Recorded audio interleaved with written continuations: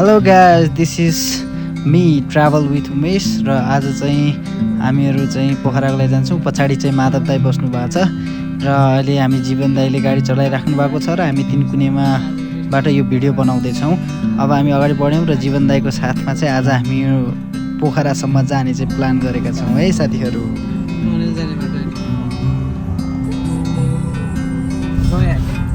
करिब यो धुलो माटो बाटो खाँदै खाँदै हामी करिब 3 घन्टापछि चाहिँ हामी रिभर साइड स्प्रिङ रिसोर्टमा पुग्यौँ। यो रिसोर्ट एकदमै राम्रो पनि थियो र हामी त्यहाँ आजको लागि खाना यतै खाने प्लान बनाएका थियौँ र हामी यो सुन्दर दृश्य देखिँदै त्रिशुली हेर्दै हामी यो मनोरम दृश्य हेर्दै खाना खानातिर त्यहाँ लाग्यौँ।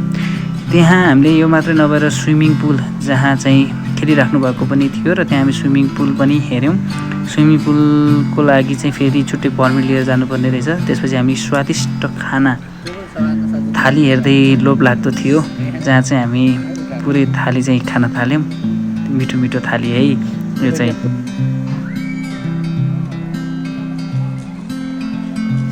यसरी मिठो खाना खाइसकेपछि हामीले अलिकति घुमफिर गऱ्यौँ। त्यसपछि यो सानो सिडीको जस्तो बाटो थियो फर्किने पनि। अघि हामी यही बाटो ओह्रालो हुँदै झरेका थियौँ र यही बाटो हुँदै खाएपछि अलिअलि भिडियो बनाएर हुँदै फोटो खिच्दै हामी यही बाटो हुँदै अब फेरि आफ्नो गन्तव्यतिर लाग्न लागिरहेका छौँ।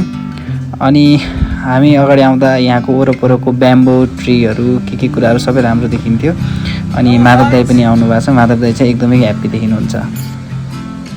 River spring resort. अब हाम्रो यात्रा अर्को यात्रा कहाँ हुँदैछ? पोखरासम्म जाने यात्रा हुँदैछ हाम्रो। अनि यो चाहिँ के अरे? भगवान बुद्ध। ओके। यो ओके। अब हामी निरन्तर यात्रामा पोखरा पुगेर पोखरा विश्राम लिनेछौँ। हामी चाहिँ अब कन्टिन्यू गाडीमा सदा लाएर कतै पनि नरोकिएर एक ठाउँ भिडियो बनाउन नरोकेर भन्दाखेरि हाम्रो ड्राइभर अगाडि हिँडिराख्नु भएको छ। हाम्रो ड्राइभर अगाडि छ, हाम्रोबाट हात्ती पनि हेरिरहन्।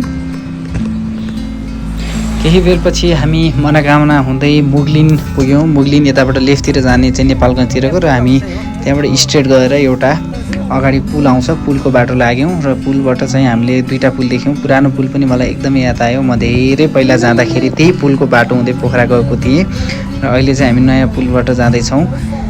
यहाँ चाहिँ मस्त गाडी चलाएर हेर्दै हुनुहुन्छ। अनि केही क्षणमै अलिकति अगाडि पुगिसकेपछि हामीले बाटोबाट नै सनसेट हुन लागेको रहेछ र हिमालहरू पनि मस्त खुलेको हेर्न पाइरहेछौँ। यो हिमालहरू मजाले देखेको हामी एकदमै रमाइलो